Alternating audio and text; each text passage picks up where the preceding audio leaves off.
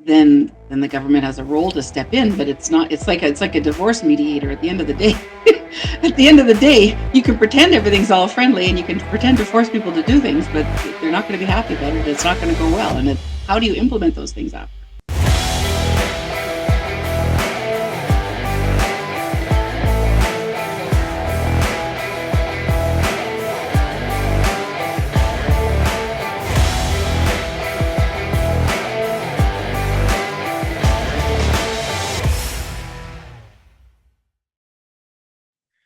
So before we jump into today's episode, I just want to say a quick disclaimer. The information shared in this podcast is for general informational purposes only and does not constitute financial, investment, legal, or professional advice.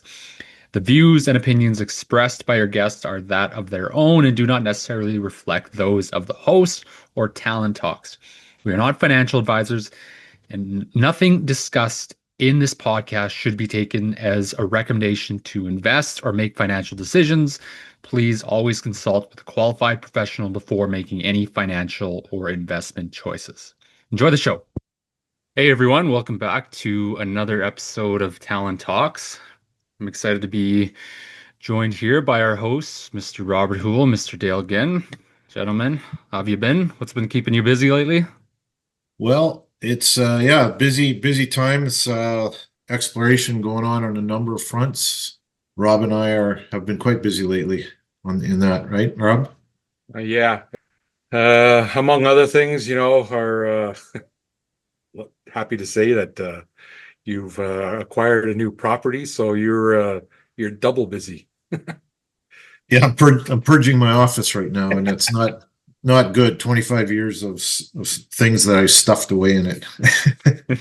It's been good to get back actually to this podcast. I know we got away from it for a while, and now we're back into some guests that have been asking to come on, and that's actually it's very exciting.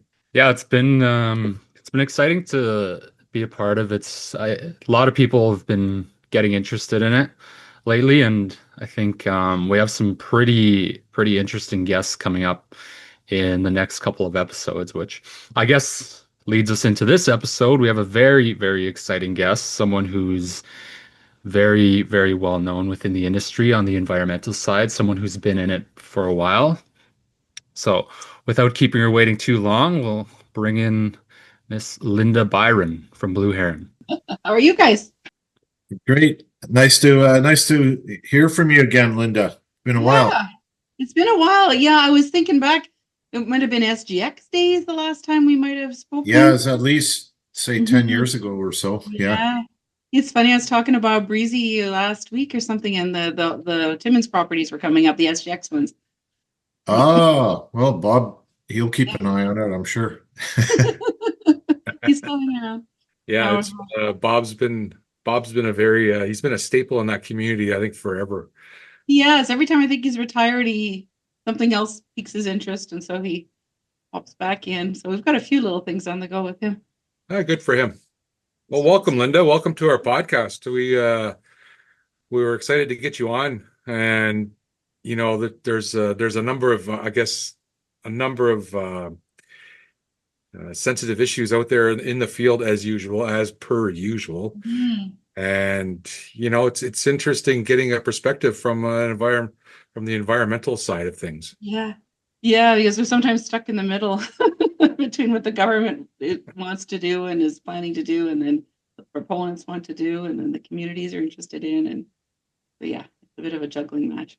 Yeah, I imagine with all the government changes or attempted changes that you're getting swamped with probably calls from industry and community sides, right? Yes, that's right. There's a bit of a lull where everybody's just waiting to see what's going to happen next. But the industry, the proponents are interested in keeping their projects going, and they're hearing all this good news. So, but the communities are concerned, and there's so many questions and confusion all over the place. So we're getting calls, agreed, from both sides. And then I'm part of the Ontario Mining Association Environment Committee, so we're sort of tapped into the government's messaging too. So it's interesting to see what's happening. I guess if you So could just give us a quick background on yourself, Linda, just who you work for and what you represent, and I guess Sure. what you've created over there. Yeah, that's right. So my name's Linda Byron. I am from Northern Ontario. I grew up in Iroquois Falls, just a small community, a little north of Timmins here. Went away to school, to university, and then came back. And I worked in the mining industry actually for close to 20 years. I don't want to age myself, but when I graduated, I worked in gold, and then I worked at a large base metal company in Timmins here. And just about 21 years ago, I started Blue Heron with a fellow called Colin Webster. So he and I started the company 21 years ago. He left about 7 years in, and I continued on. So most of the work that we do is mining based because that's my background, that's my backyard here in Timmins. We've got 42 people now, I think, all based in Northern Ontario. I think we have one person in Southern Ontario, but it's because her job can be done remotely. So we have an office here in Timmins, and then an office in Sudbury. Those are our two larger offices, and then a small one in Sault Ste. Marie. We were just saying how Sault Ste. Marie is booming right now.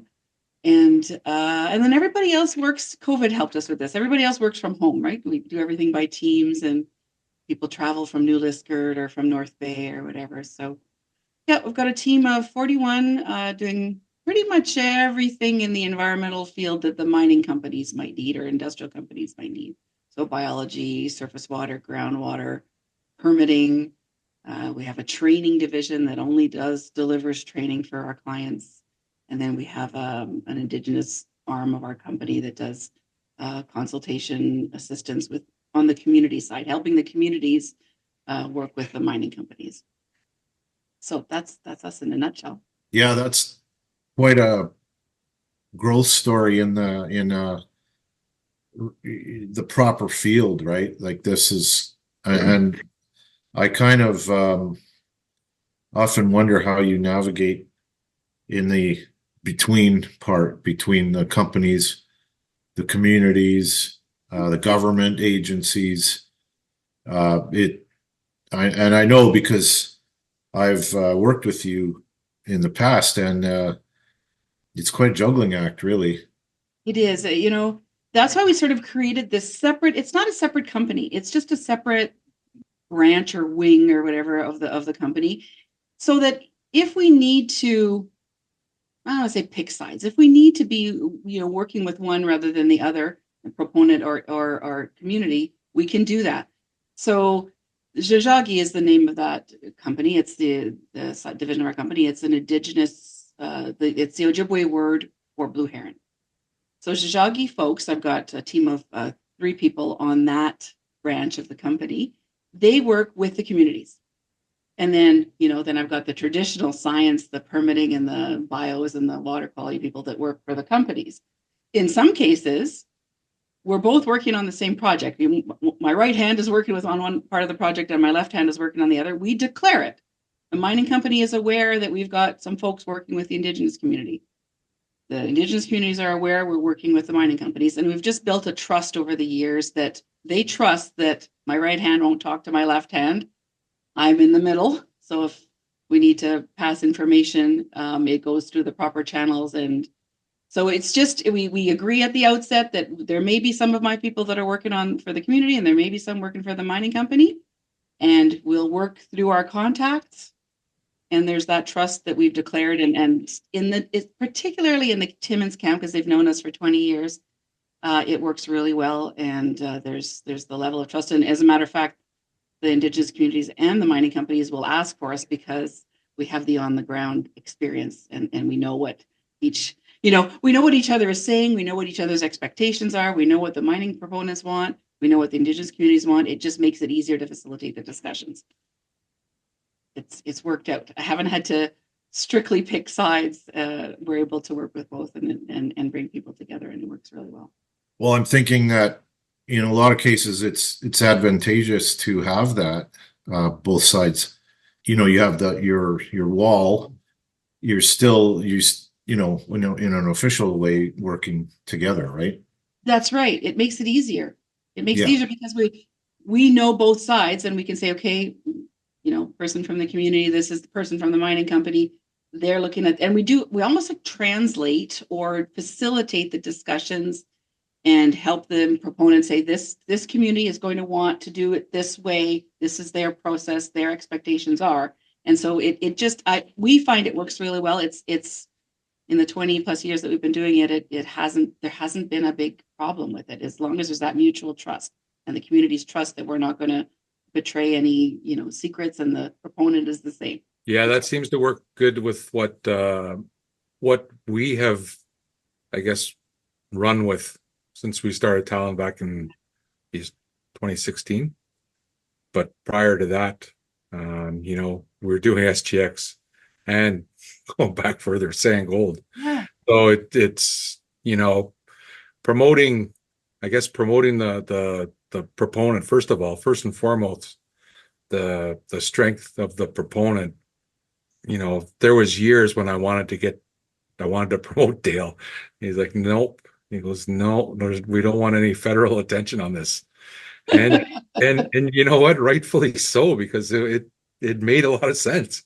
Yeah. But the retention on the ground, back when he was running with Sand Gold and starting it back up and brought it up to life, he had, I bet you, 35 to 40% retention, First Nations workforce on the ground, and that's unheard of. Exactly, and it's based on their trust of you and your transparency and that whole, they believe in you, they believe in your project, they trust. To me, it's all based on trust, and that's the most important part. They trust you as a miner. And it wasn't that we were trying to, leave government out of it. We were just trying to actually produce, like actually contribute, and then the government would recognize that and come in. But we didn't want to kind of start with that, if you know what I mean. I do know what you mean. It's you're not going to build a trusting relationship with your neighbor, whatever, your partner, by asking somebody else how you should talk to that person. Exactly. Talking directly to the person, and check the boxes with the government along the way, but the relationship has to be between the proponent and the community, because the government is not helping. They're not helping with that. They will tell you what boxes you need to check, and as long as everybody's agreeing on what those boxes are on both sides, I agree. And I do think that's been and let's face it, the people in the government want to help. There's no question. Yes. But there's a long delay in decades of kind of companies going through the government first instead of directly to the community. And that's where Talon has focused is direct communication, right? Yeah, exactly. I tell the proponents and the communities know. The communities, I don't have to sell that to them. They know that they want to speak directly to the proponent. The proponents are afraid, generally, especially some juniors that have never done this before. They're afraid. They've seen some things that have gone wrong. It's just a matter of, you're just talking to some other people here. And yes, you have to fulfill what the government wants you to, but don't let that guide your process. Talk to the people you need to talk to. We'll reverse engineer it so that it checks the boxes for the government, but you need to talk to the folks. It's funny because this this day and age, we have two bills that have been put through, both provincial for us in Ontario and national, which is it's almost as if they've jumped ahead of us now, where they want to make sure the proponents can get their projects done.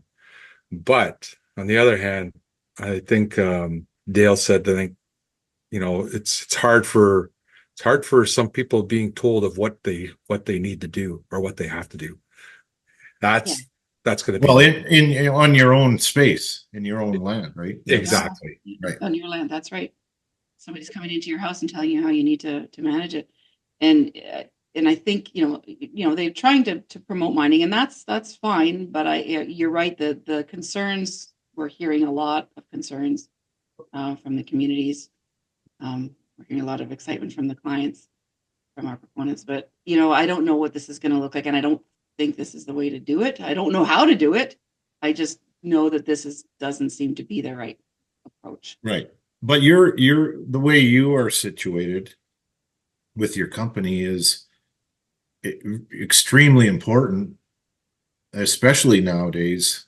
I mean, I know you've built this company over a long number of years, but you're certainly in a position to be like a leader in this negotiation or whatever it is, communication issue that we're going through, right?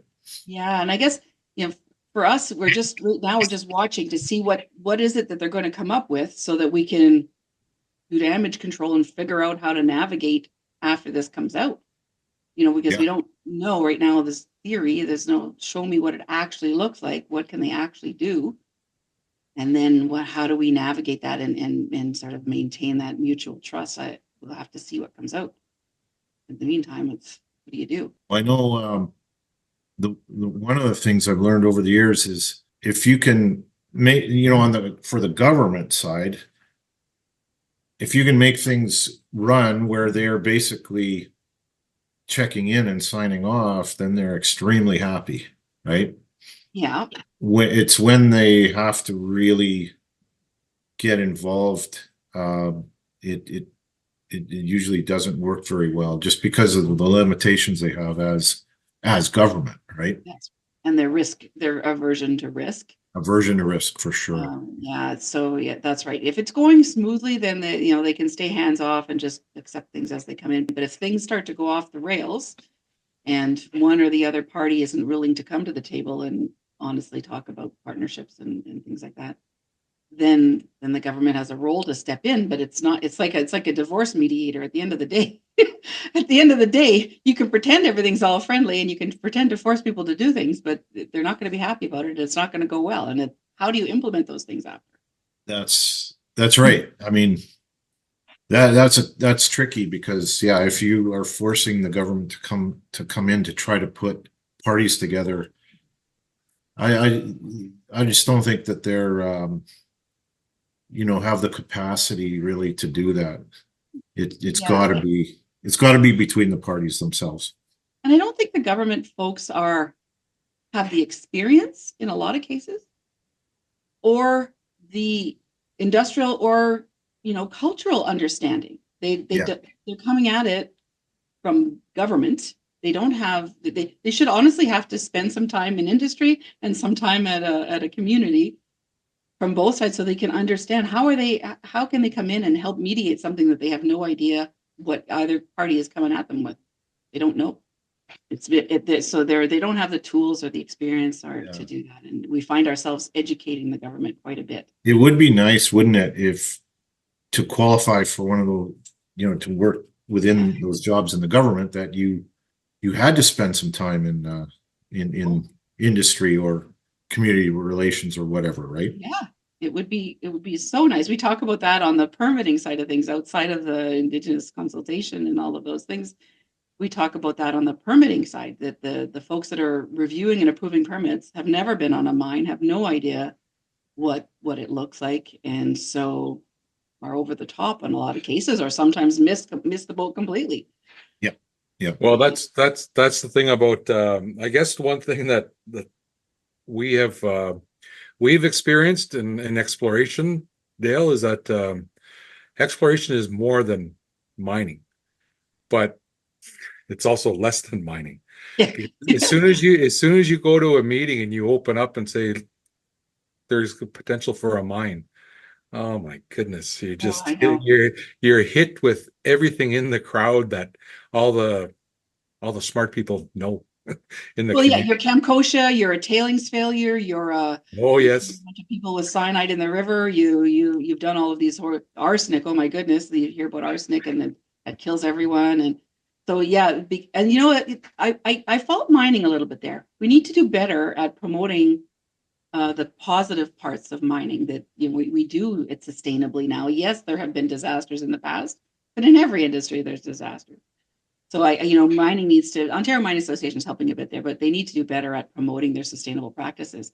Yeah, to me, it's an issue of understanding exploration. And this is something Rob knows we've been pounding on when we're with Talon, is exploration is a business unto itself. There's whole branches of opportunities in exploration that don't get anywhere near mining. Like Agreed. there's You're right. right. It's a whole other industry. Yeah, and it's relatively almost no footprint, and the opportunities like for education and in the market, contracting. I mean, there's just so many opportunities just within exploration where you don't get anywhere close to mining, and that's the confusion. Is this, people associate exploration automatically means mining, but we all know that's, some people say it's 1 in 1,000. It's small odds, very small odds for an exploration project to become a mine, but lots of money, right? Yeah, that's a good point. It should almost be treated as a finite, like it's as its own entity, not linked to mining. Is its own entity, and then that way it won't have a negative connotation that sometimes mining has. That this is just the activities themselves on their own should be dealt as a separate thing. That's a good idea. I like that. So one of the discussions actually I heard the other day, and this is coming from I know this is just hearsay. I would have to probably verify it, but Doug Ford actually made it this talking point yesterday during his presser, that one of the chiefs came up to him and said, "Look, we could be like the Saudis if we were smart." That totally caught me off guard, because that could be true, and it's the path forward, right? Let's be clear though, in economics only, Rob. Yes, exactly. Yes, okay. But that's when I heard that, I was like, wow, that's the crossover, and that's that bridge from exploration to possibly mining, right? Mm-hmm. Or wherever else you want to take it. Exploration can lead, as you guys both said, could lead down the path, to other exciting initiatives, which is, that's something that I guess why we wanted to start the podcast and why we got this going is we're trying to educate people on this, exactly what exploration is. And exploration is more than just, putting a shovel in the ground. There's so much associated with it. The only thing I worry about right now, some of the exploration activity is exempt and kind of going under the radar. And so if we start blowing it up, then I worry about additional regulatory burden. It's fairly straightforward right now, to go in and, the plans and permits are pretty well laid out. But we don't see much of MECP. And it is. I agree. It is not everywhere, but for the most part, yes, it is. I think we're just trying to get the point across that it's a separate, distinct business. Agreed. Yeah. I agree with you 100%. It's completely different. It's completely different.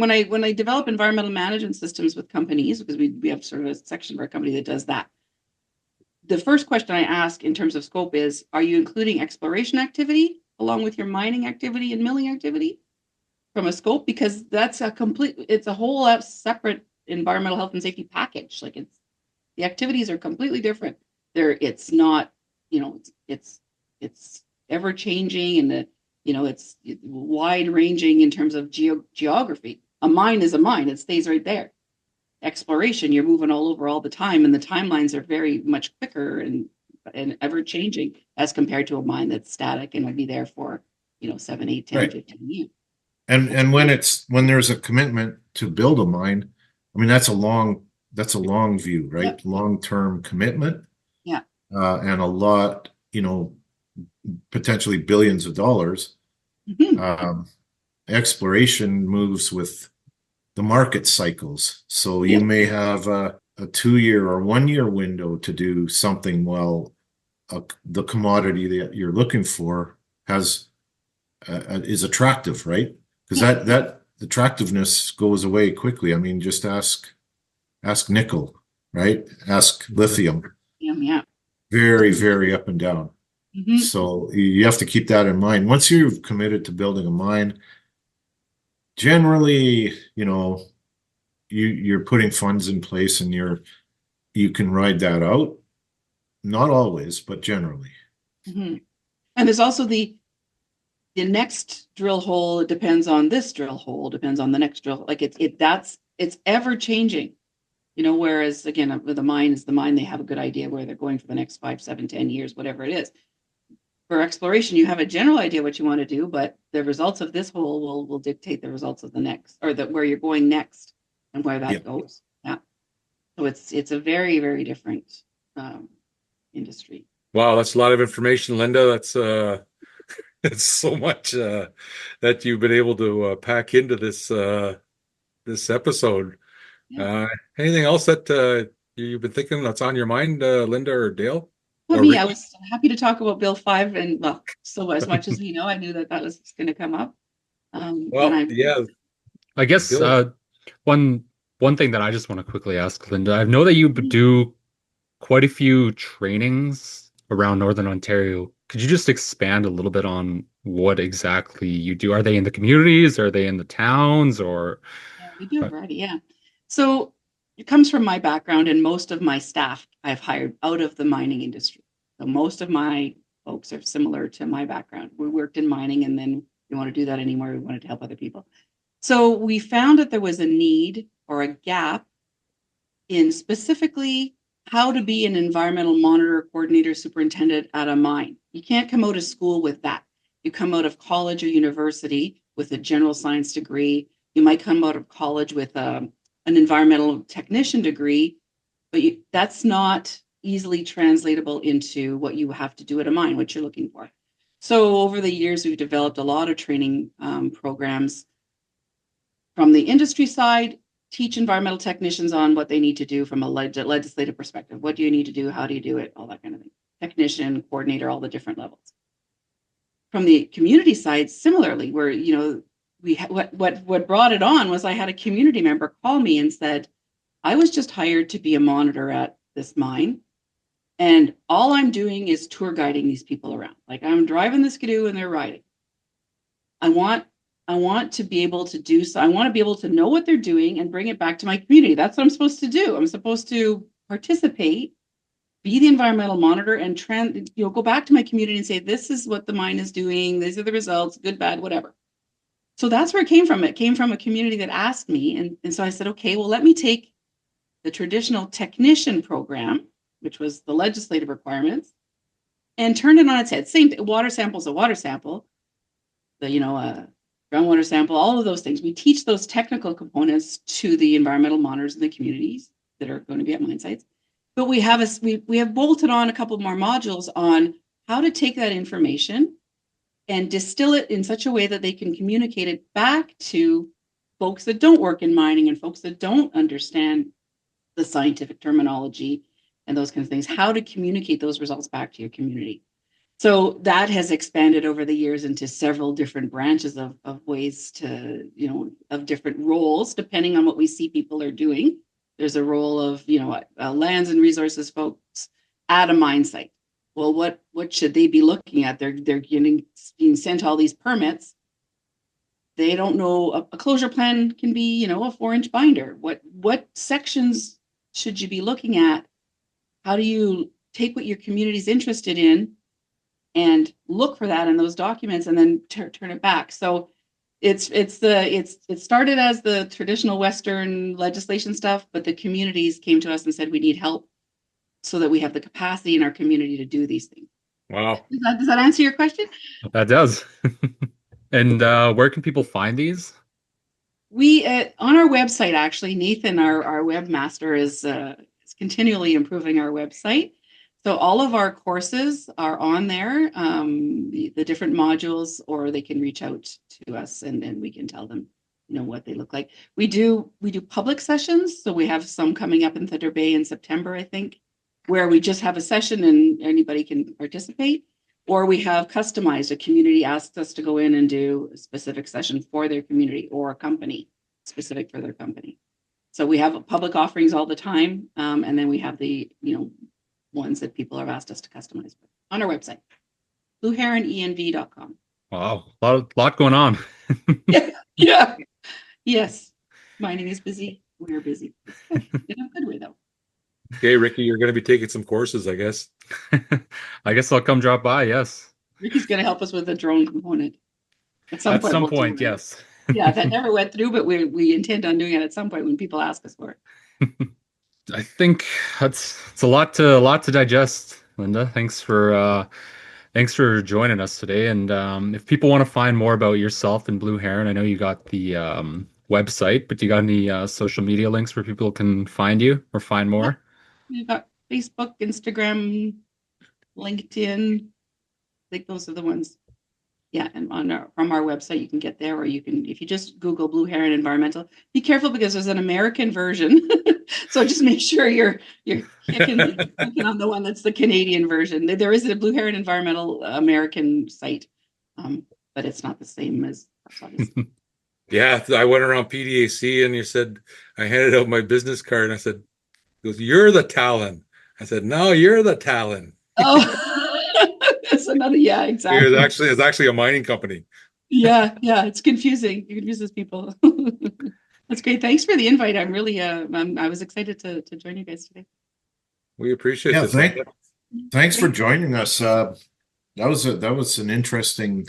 It's nice to talk through these things, because these are the things between the hard operations on one side and the communities on the other, and the exploration and the environmental. It's not, you really can't expect people to understand all of those facets, but it's important that there are a few people that do, and that we keep talking, right? Yeah, exactly. Yeah, and it helps with folks like you guys too that are in the industries that can get the message out on how to do things properly. So that's Yeah.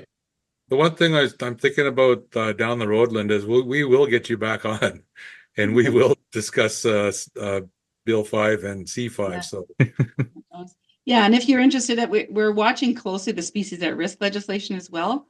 Jen Braun from our bio group is watching to see what's going to happen there. They're deregulating a lot of things there, so we're just watching to see what that impacts. also, so blanding turtles will be scratched off, and I think they keep, they're calling it a conservation act or something. I'd have to get Jen on to talk to you about that, but it's more on, they're going to rely on proponents to determine what the process is. And so.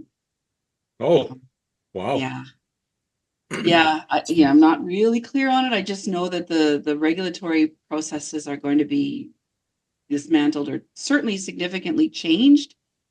And so there's some concern about what does that mean for habitat and species protection. Well, we'll have a discussion about that down the road, Linda. We appreciate you for joining us. Thanks a lot, you guys. Okay, thank you. Thanks, Yeah, Linda. talk to you soon. Thanks, Linda.